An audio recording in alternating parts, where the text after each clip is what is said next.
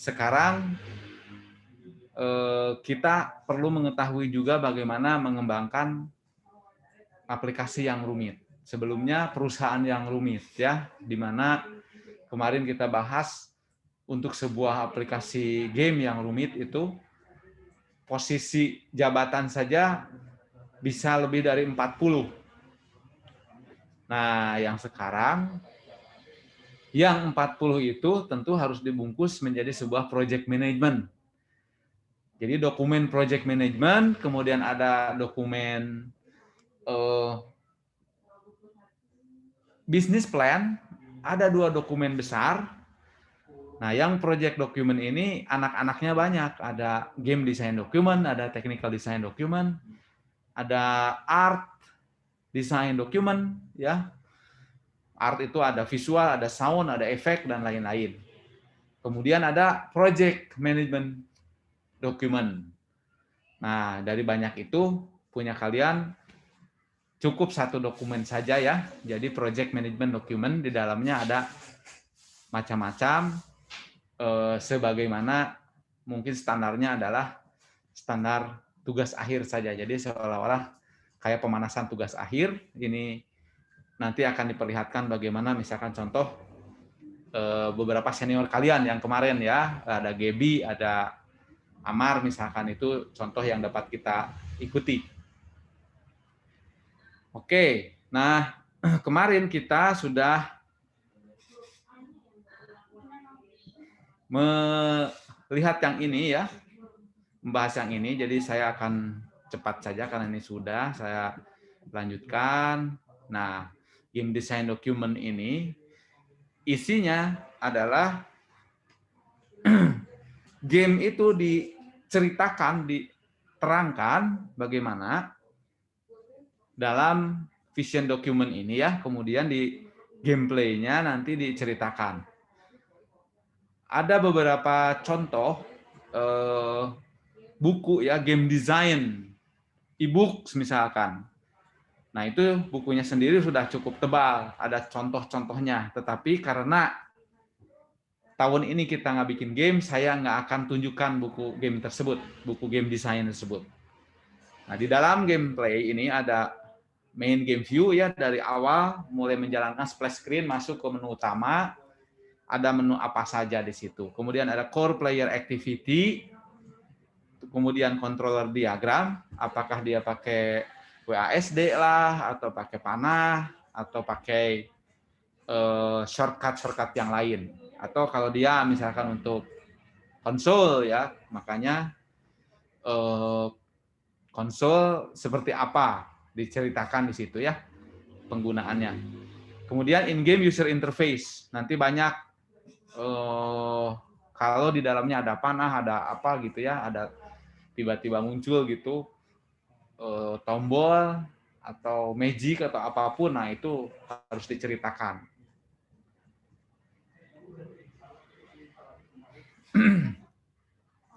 Nah, ini kita tidak akan bahas lebih lanjut. Kalian asal tahu saja. Nanti saya akan lebih banyak membahas justru contoh bagaimana perancangan aplikasi dibungkus dalam sebuah tugas akhir. Kalau tugas akhir sudah dibuktikan mereka dapat A dan lain-lain ya.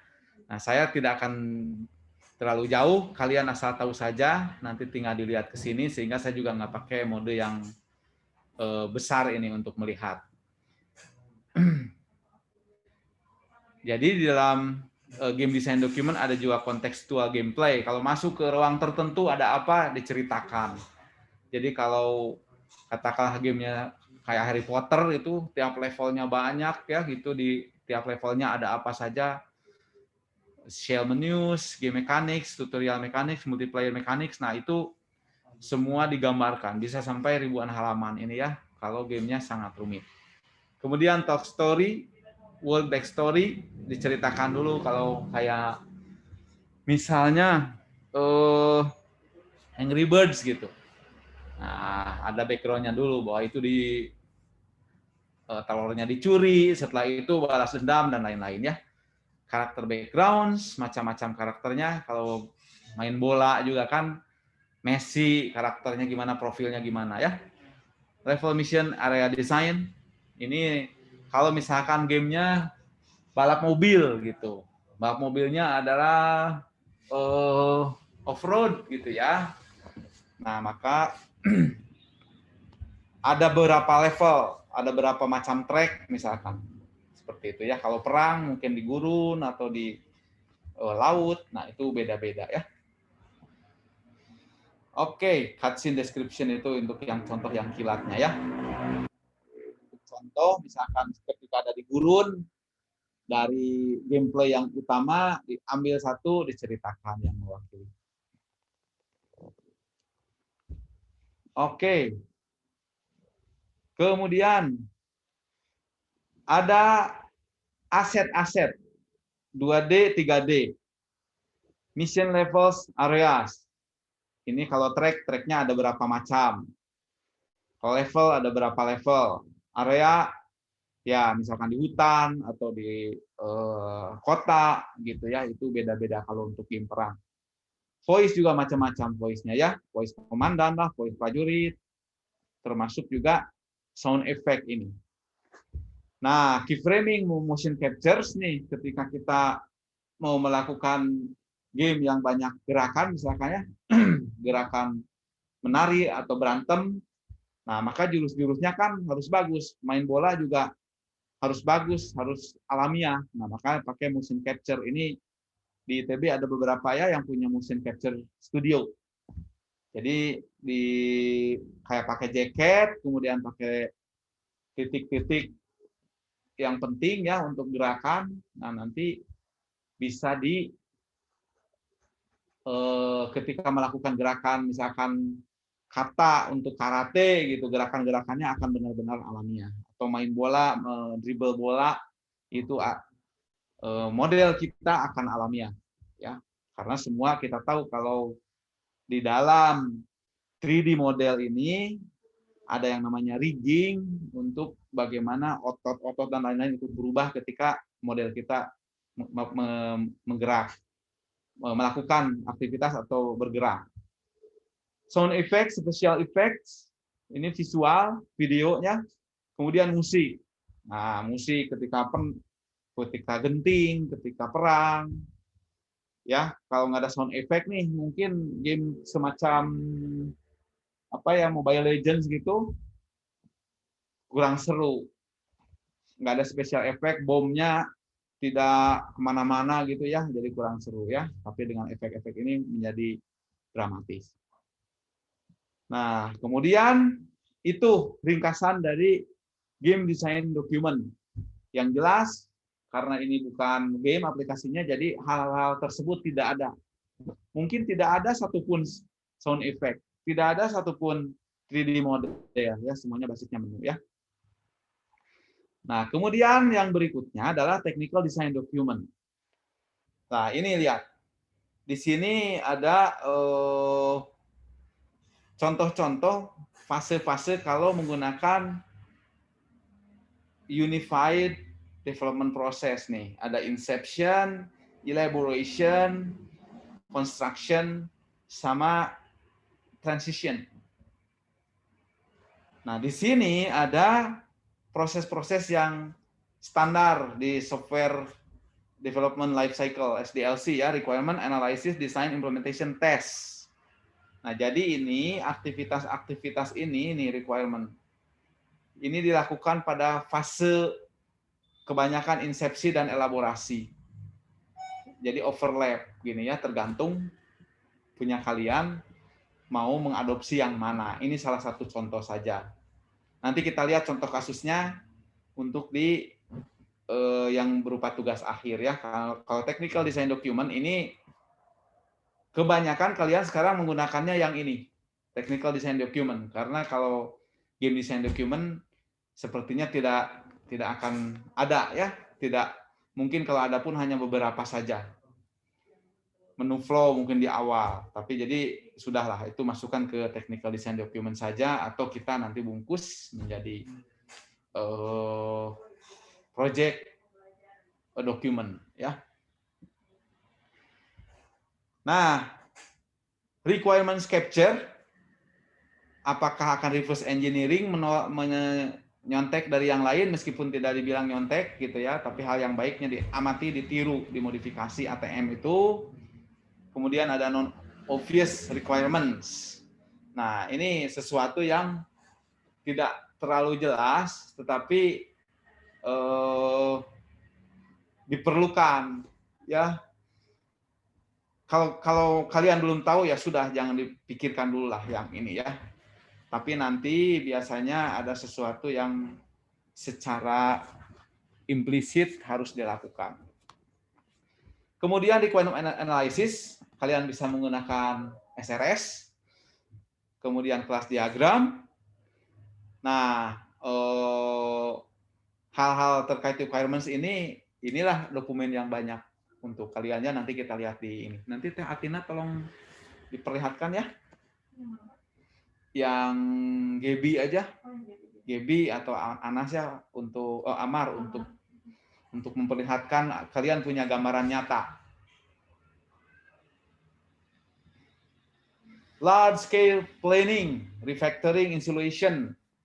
Nah, kalau proyeknya belum besar sih belum perlu refactoring ya. Kadang-kadang refactoring sendiri mencari common klasis kayak gitu, kadang-kadang itu menjadi hal yang berat tersendiri. Anggap saja ini modenya kebanyakan menggunakan prototyping ya, jadi hajar saja dulu.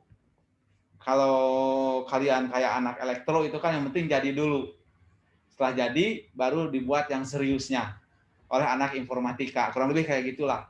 Nah, kalian anak darah elektronya ada sedikit, informatikanya banyak, jadi ya koboi kayak elektro ya, bikin dulu yang asal jadi dulu, tapi dengan sedikit ketelitian lah begitu. Jadi hal-hal yang baik dari elektro dan informatika digabungkan di kalian itu ya. Nah, kemudian di technical design document itu ada ini kalau punya database terutama ya, forward and backward code generation with a modeling tool, misalkan menggunakan rasional IBM ROSE misalkan seperti itu ya. Jadi skeleton kodenya bisa diciptakan. Dan sebaliknya dengan tools itu dari kode bisa dijadikan kelas diagramnya, model-model yang lain bisa ya. Nah, tapi ini modelingnya sendiri ini cukup canggih, nggak tahu kalian pernah pakai atau enggak. Nanti saya akan sesi tanya jawab, akan mulai bertanya-tanya hal seperti ini. Saya akan cepat saja ini. Hari ini kita harus beres karena akan ada 10% tugas ya untuk membuat project document ini. Nah, testing plan ini biasanya hal yang berat biasanya ya oleh kita setelah bikin harus ngetes, karena kalau banyak gagal jadi males gitu, padahal itu sangat penting. Nah, ini harus disiapkan unit testing dan white box testingnya seperti apa. Kemudian black box testing, mungkin beta testing, terserah kalian lah nanti ingin seperti apa ya menyiapkannya.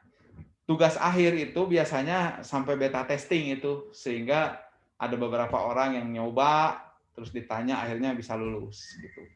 Nah, kalian sendiri hanya perencanaan saja ya, nanti tidak sampai melakukan beta testing ini yang diwajibkan dalam kuliah ini. Use cases to test cases. Jadi use cases-nya gimana? Test cases-nya apa saja nanti. Ya, ada tabelnya, ada checklist-nya, yaitu ada bukunya tersendiri sebetulnya kalau ingin serius ya. Kita tahu aplikasi yang bagus sebenarnya justru karena tim testingnya yang luar biasa teliti, luar biasa cermat. Nah, masuk ke project plan, yang paling mudah kalian adalah pakai Gantt chart saja, bisa pakai Excel, banyak contoh di YouTube. Yang paling bagus ya pakai Microsoft Project ya. Kalau enggak ya pakai ini saja, Planner, ada yang open source. Jadi nanti Anda bisa mulai melihat yang seperti ini nih. Task granularity and leveling di kelompok-kelompokan gitu ya, bisa kecil, bisa besar, bisa expand, bisa contract gitu ya, collapse gitu. Jadi kalau ingin garis besarnya bisa dilihat. Kemudian ada di sini yang tidak kalah penting adalah di dalam Gantt chart itu, kalian kalau yang aktif di himpunan bikin proposal biasanya minimal ada time schedule ya untuk kegiatan. Nah, itu Gantt chart biasanya ya yang sering dipakai. Kalau PERT ini jarang. Kita abaikan sajalah yang PERT chart ini. Kemudian short time estimate possibilities, ya kita memperkirakan ini berapa man dilaksanakannya, berapa lama ya, berapa minggu misalnya. Kemudian estimating research task prioritization, ya mana yang utama dulu bisa ditandai, mana yang belakangan. Nah, nanti tidak akan terlalu dalam lah kaliannya, tidak akan ke resource leveling, mungkin dependensi juga enggak lah. Tapi itu hal yang alamiah nanti ya. Kayak kita mau membuat satu fitur tapi diperlukan 3 fungsi gitu atau library. Nah, kalau satu nggak jalan, berarti si fitur itu nggak jalan. Nah, itu jadi si fitur ini dependent kepada salah satu library tadi. Kemudian bikin top 10 risk document. Ini sebetulnya bagian dari risk management nih kalau project. Misalkan satu orang sakit, apa nanti solusinya? Kayak gitu ya. Nah, task tracking ini biasanya kalau project yang tim kayak gini, kalian punya satu Gantt chart disimpan di tembok kalau dulu itu ya, terus checklist sudah progres sejauh mana. Nah, kalau sekarang karena berjauhan, pasti bikinnya adalah online ya. Bisa menggunakan apapun yang kalian punya. Mau pakai Trello lah, mau pakai MS Team atau apapun, supaya bisa dilihat oleh setiap orang setiap hari, setiap waktu. Milestone orientation meeting. Nah, ini ada pertemuan setiap minggu atau setiap berapa lama ya. Nah, jadi basisnya pakai Gantt chart saja. Outsource. Ya, kali ini kalian belum outsource ya. Yang penting jangan outsource programming ini, karena inti dari game itu adalah programmingnya. Ya, memang game design penting. Tapi untuk core-core tertentu, kalau Anda terlalu banyak outsource, nanti yang paling jagonya adalah tim programming meninggalkan Anda. Akhirnya gamenya mereka buat yang lebih bagus dengan modifikasi versi ya. Jadi ini nih kuncinya. Kalau art itu bisa, karena dia bisa dipisah-pisah, bisa dibagi ke orang. Nih ya, movies, cutscenes, full motion video, 3D model, animation, motion capture, ini masih bisa. Kalau art, tapi kalau core dari gamenya justru jangan. Aplikasi Anda juga core-nya jangan di outsource ya. Kalau outsource berarti ya proyek mereka bukan proyek Anda. Kemudian audio ya, biasanya audio ini dari Audio Bible atau ke Composer kalau benar-benar bagus, termasuk sound effect, dan ini biasanya ke studio ya, ada perusahaan. Kalau belum ya lakukan sendiri semuanya, ngambil dari yang open source ya. Nah, ini shipping ini launching ya, mau ke launching maka harus disiapkan alpha test tadi ini ya, untuk unit test, white box testing, kemudian black box testing. Nah, setelah alfanya beres, ini macam-macam ya testingnya ya. Mungkin punya Anda yang gini-gini udah pusing, ya arahkan setelah alpha testing ke beta testing saja. Yang gini-gini terlalu detail, tapi Anda minimal udah tahu. Nah, nanti ada licensor testing ini, kadang-kadang kita melisensi sesuatu, mereka minta game kita di ini ya, dites dulu benar enggak gitu, karena kalau tidak benar nanti merembet ke mereka gitu. Kemudian manufacturer testing kalau kita menanam aplikasi kita di dalam HP-nya. Kalau HP-nya ada interupsi, apa dia bagaimana kelakuannya, game lagi rame, di pause dulu atau gimana gitu ya, ini contoh-contohnya. Dengan berbagai kemungkinan.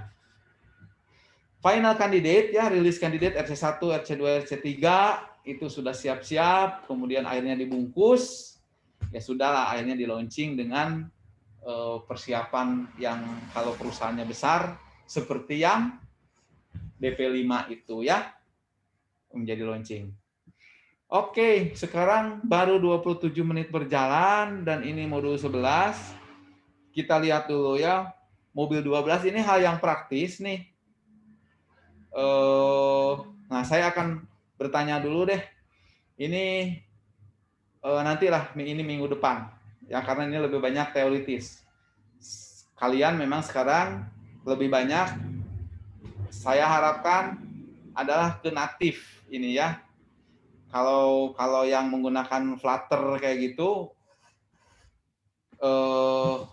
ya nantilah lihat kasus by kasus ya, tapi saya sangat berharap kalian menggunakan natif. Kalau yang kalian nggak natif, wah nanti istimewanya apa gitu kalian ya. Jadi saya harapkan sekarang berpahit-pahit dulu.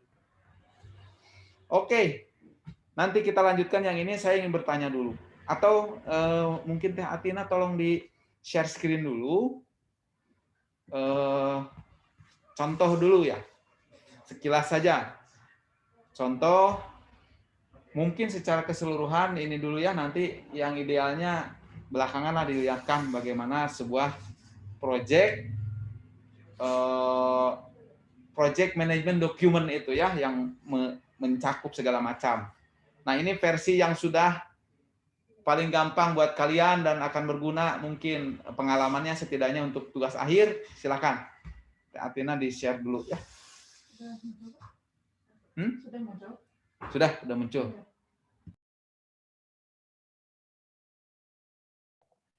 Absensi udah? Sudah Kak, absensi sudah. Baik.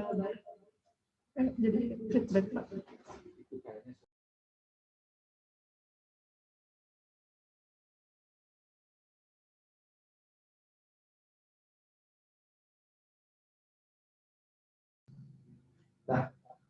Baik. Ini salah satu contoh dari punyanya Amar. Di sini pada aplikasi yang dibuatnya itu berupa aplikasi AR untuk virtual tour ke Museum Nasional. Nah, di sini dia juga ada terkait dengan analisis masalahnya dijelaskan. Lalu ada analisis kebutuhan sistemnya terkait dengan akses, lingkungan, dan petunjuk penggunaan lainnya. Ini ada kondisi virtual tour-nya, kondisi ideal dan kondisi yang akan dibuat. Lalu setelah itu ada terkait dengan kebutuhan fungsional. Di sini setiap kebutuhannya itu dideskripsikan di dalam satu tabel ini. Dan juga ada kebutuhan non-fungsional. Yang mana seperti contohnya bisa berjalan di mobile, petunjuk penggunaan, penampilan loading interaksinya. Dan setelah kebutuhan fungsional dan non-fungsional, di sini juga ada analisis people, process, and technology.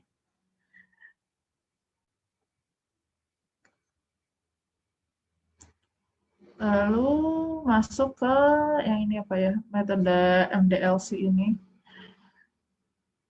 Untuk perancangan seperti apa aplikasi yang akan dibuat dan yang perlu dipersiapkan. Nah, di sini dijelaskan terkait dengan tujuan aplikasi, macam-macam aplikasi yang digunakan,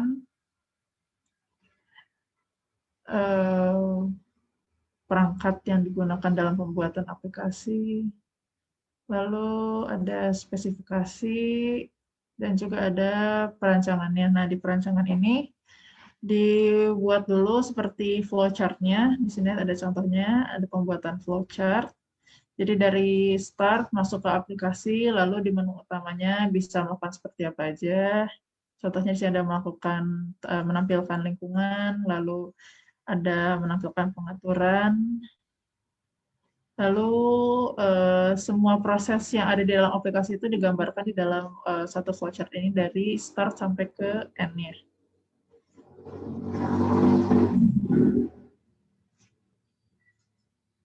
Nah, ini adalah struktur navigasi yang ada di aplikasinya. Jadi misalkan dari menu utama, di sini ada menu apa lagi di dalam si menu utama aplikasi tersebut.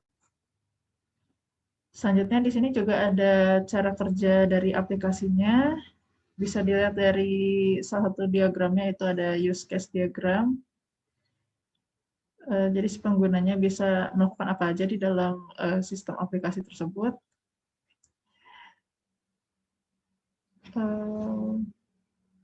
Lalu ada activity diagram. Nah, ini yang gambaran lebih lengkapnya terkait dengan aktivitas dari si pengguna dan juga sistem. Jadi respon ketika pengguna melakukan action terhadap suatu scene tertentu, maka sistem akan melakukan hal apa. Nah, itu digambarkan di activity diagramnya. Nah, ini ada penjelasan terkait dengan activity diagram, lalu ada sequence diagram. Nah, ini ada berbagai sequence-nya. User terkait dengan virtual tours dan juga ada environment-nya. Contohnya ada perpindahan scene, penampilan informasi,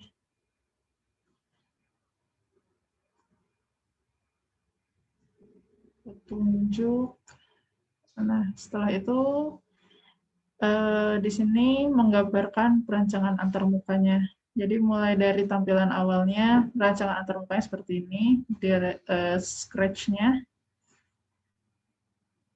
Dan juga ini ada contoh rancangan antarmuka untuk lingkungannya. Dan berbagai rancangan antarmuka lainnya. Nah, ini ada flow-nya juga di sini. Dia menggambarkan setiap dari rancangan antarmuka tadi, per action-nya itu akan nge-link ke scene atau page yang mana, sehingga bisa tergambar semua di dalam satu yang dinamakan di sini user flow aplikasinya. Ini juga bisa dimasukkan di dalam dokumen. Paling untuk dokumen itu sih Pak, biasanya yang Yang Gaby aja biar ada gambaran. Oh ya, ada juga yang punyanya Gaby. Nah, di sini dia ada gamification design canvas-nya Pak. Kalau Gaby kan memang lebih ke gaming-nya kan, gamifikasinya. Bentar, saya coba cari dulu. Ya, nggak apa-apa, ini bagus, ini contoh gamifikasi dari aplikasi.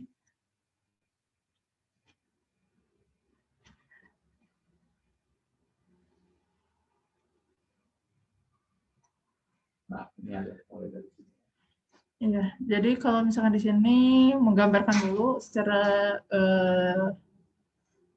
keseluruhan terkait dengan aplikasinya. Nah, di sini dia menggunakan aplikasi, mengembangkan aplikasi AR untuk mengetahui kawasan wisata budaya di alun-alun Bandung. Nah, di sini dia dibuat di dalam suatu game. Nah, di sini dia juga menggambarkan bangunan cagar budaya apa saja yang ada di daerah Jalan Asia Afrika sebagai contoh.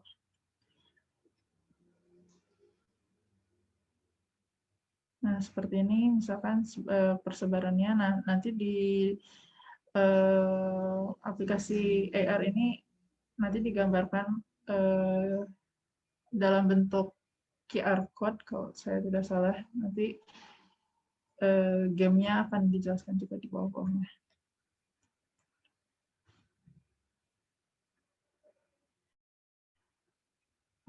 Bentar, masuk ke file ya. Nah, ini targetnya, target untuk pengguna aplikasi.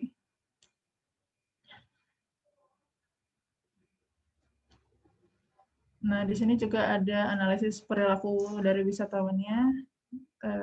Contohnya ada swafoto, menikmati bangunan tua, dan lain-lain. Lalu masalahnya diangkat seperti apa. Dan ada di sini lanjut ke flowchart dari aplikasinya.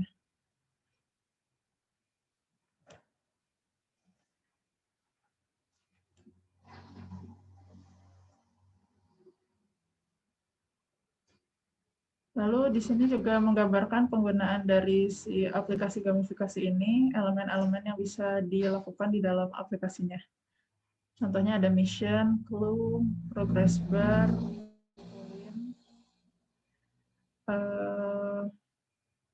terkait dengan kebutuhan sistem. Nah, di sini juga digambarkan sistem mampu melakukan apa saja di dalam aplikasinya.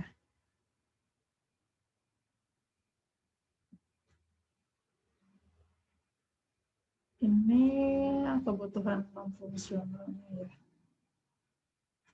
Lalu masuk ke perancangan. Di perancangan ada sama tadi seperti Amar, ada diagram use case dari si pengguna atau wisatawan dan juga dari sisi admin. Ini didefinisikan use case-nya.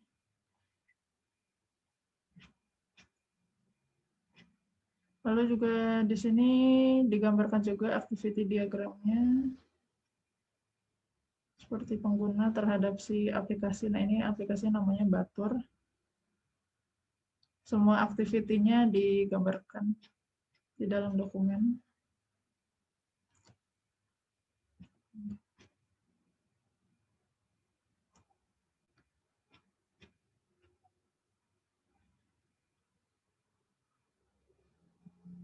Ini masih menggambarkan activity diagram.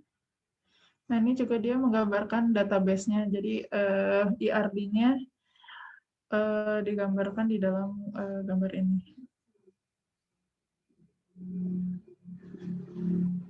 Lalu didefinisikan di dalam tabel.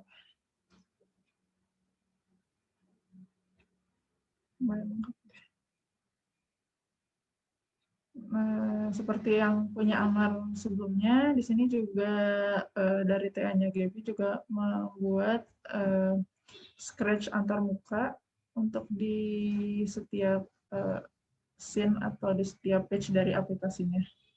Mulai dari login, pendaftaran, lalu ada laman AR-nya, menu, profil, mission, cara kerja admin terakhir kalau nggak salah. Itu sih Pak, secara singkatnya terkait dengan dokumen. Oke, baik, terima kasih Teh.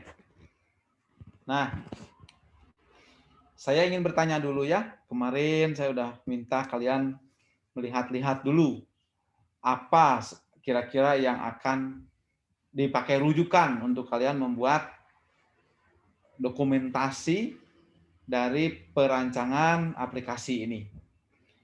Tadi yang GDD, TDD, ADD itu ya, itu hanya untuk referensi saja bahwa kalau yang rumit seperti itu. Nah, kalian ini aplikasinya relatif sederhana, tidak serumit game, maka yang barusan dilihatkan adalah aplikasi yang dibuat oleh kakak kelas kalian untuk tugas akhir, dan memang tugas akhirnya kan sudah mendapatkan nilai A ya, sudah sangat baik, sudah terbaik yang diperoleh gitu. Itu contohnya. Saya akan bertanya sekarang, masih ada kita waktu 10 menit. Saya belum pernah bertanya kepada Madiha Ainaya. Madiha Ainaya, monitor? Ya, Pak. Ya. Nah, suaranya saya akan... Oke. Aplikasi tim Anda apa? Aplikasi Babybam, Pak. Dia bisa untuk platform all-in-one untuk ibu hamil. Oke. Baik, kira-kira Anda akan mengacu kepada metodologi apa untuk dokumentasi dari rancangan aplikasinya, tim Anda? Eh, Kalau dokumentasi mungkin kemarin acuannya sempat cari game design document ya, dan dapat contoh untuk namanya Project Arcana Game gitu.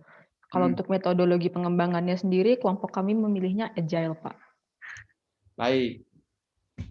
Bisa ada di antara kalian yang menampilkan yang agile metodologinya. Jadi nanti kalau game design dokumen terlalu rumit, ya Anda adopsi apa saja yang menurut Anda paling cocok, ya. Silahkan Anda atau salah satu temannya, teman satu tim, menampilkan yang agile itu seperti apa metodologi. Ini menampilkan metodologinya seperti apa atau Kalau Anda dokumennya? sudah selesai, boleh ditampilkan punya Anda. Kalau belum, diperlihatkan saja dulu yang akan dipakai. Punya orang lain, boleh.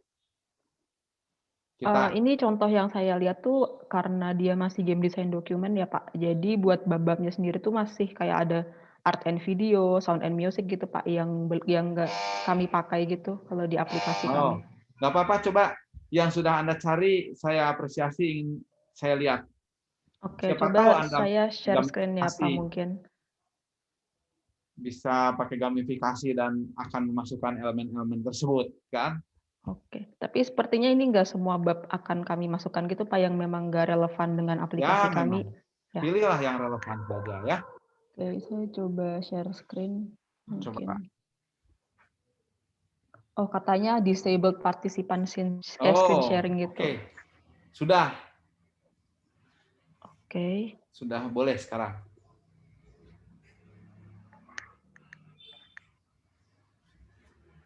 Ya, ini contoh yang jadi acuan gitu ya Pak buat Paling dokumennya. atasnya apa? Ini judulnya Pak buat covernya. Ini ada ada apa sih? Arcana ya. Saya kira orang Bali ini.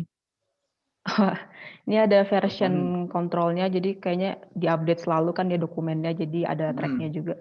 Dan ini kira-kira daftar isinya seperti ini Pak. Jadi Kayak ini memang betul-betul buat game ya. ya. Ya, karena Anda nanti pakai aplikasi yang relevan saja. Yang lebih baik, spesifik Pak. ke aplikasi juga boleh. Tapi Anda sudah melihat ini, saya apresiasi ini tim Anda ya. Oke. Baik, Pak. Terima kasih. Saya akan cari yang kelompok yang lain yang saya belum pernah menyapanya nih. Coba ya.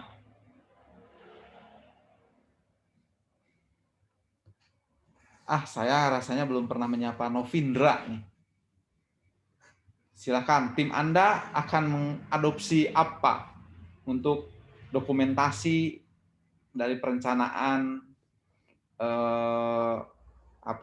proyek aplikasi Anda ini.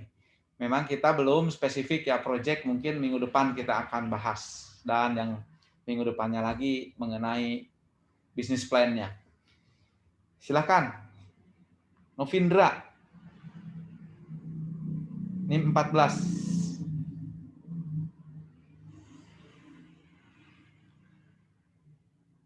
Novindra, monitor.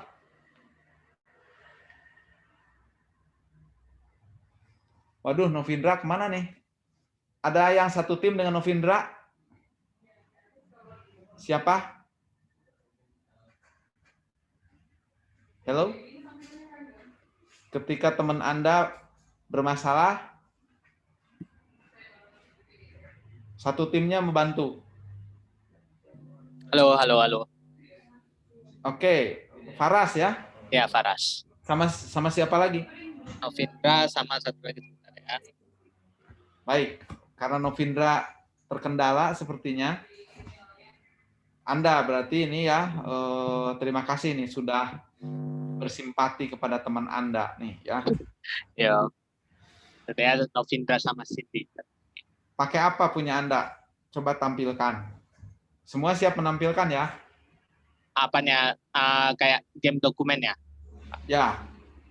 Anda mau membuat Ya, dokumentasi dari aplikasi Anda mau mengadopsi GDD, TDD, ADD dan lain-lain, atau Anda mau mengadopsi yang lain yang kayak tadi punya Amar, punya Gebi itu kan menggunakan MDLC misalkan. Monggo.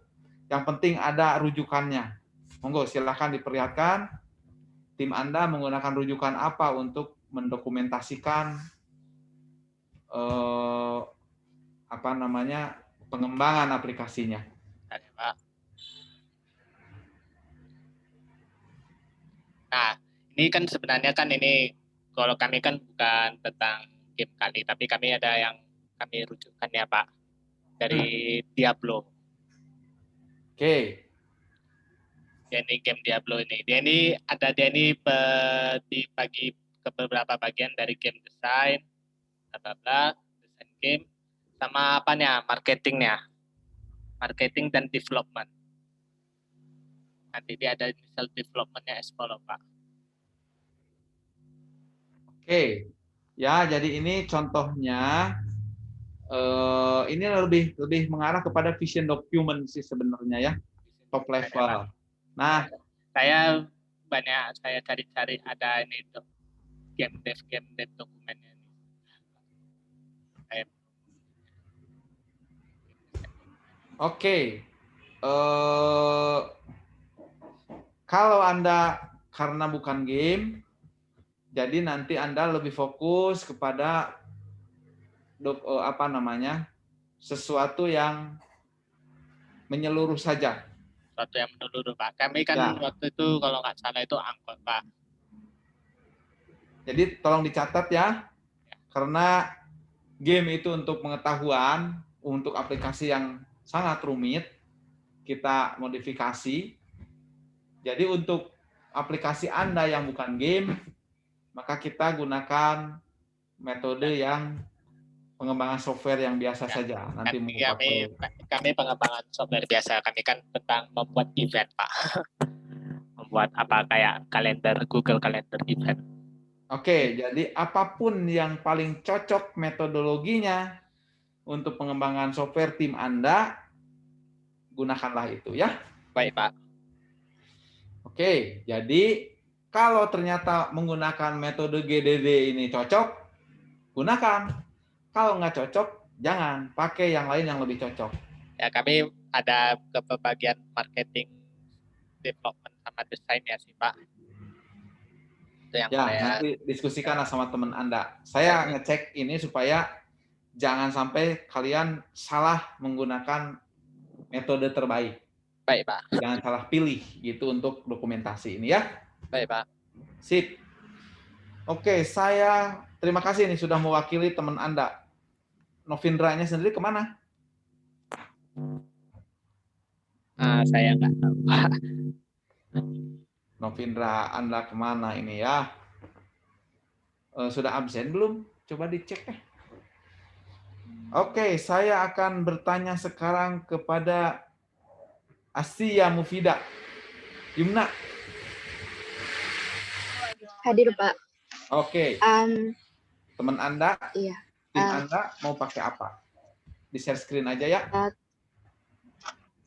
Boleh Pak, bentar ya.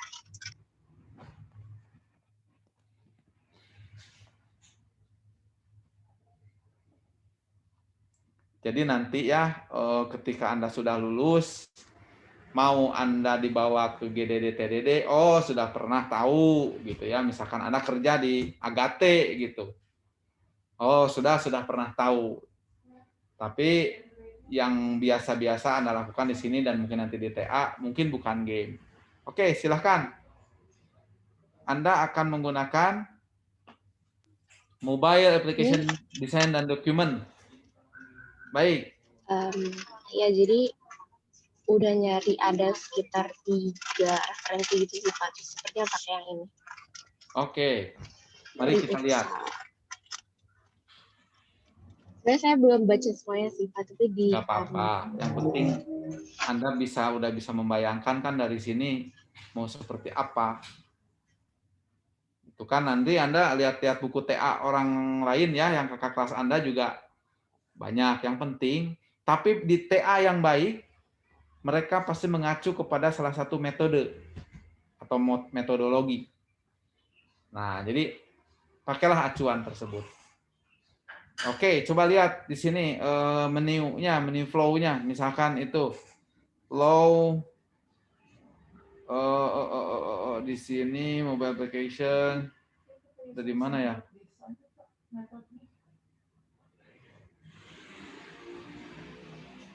Itu tuh users menu tuh, bab 3 tuh, 321.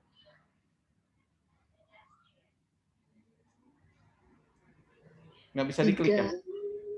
Oh, Ya, ngebut aja ke halaman 7, coba lihat.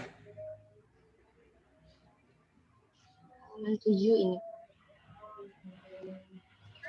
Ini template-nya aja sih. Ke bawah Pak. lagi, Belum, terus. Belum ada ininya ya, belum ada isinya. Scratch desainnya belum. Coba terus ke bawah. Kayaknya belum sih. Ada di bawah. Sorry. Nah, itu pakai UML kan. Maaf Pak, Nah, izin membantu. Ini salah satu use case diagramnya ya. Terus ke bawah, ada nggak contoh menu flow-nya? Main menu-nya. Sebentar.